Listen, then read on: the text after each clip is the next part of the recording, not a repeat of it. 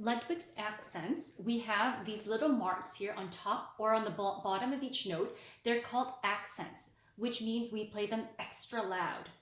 Okay, let's take a listen.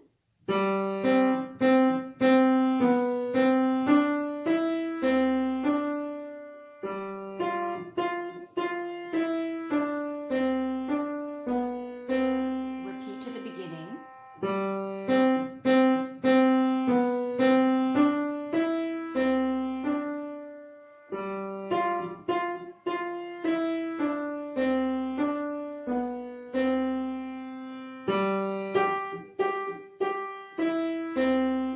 Extra loud, loud, and loud.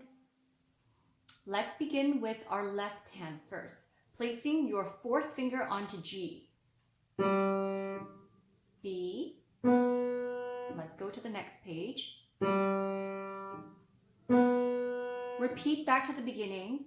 And next page. And last line.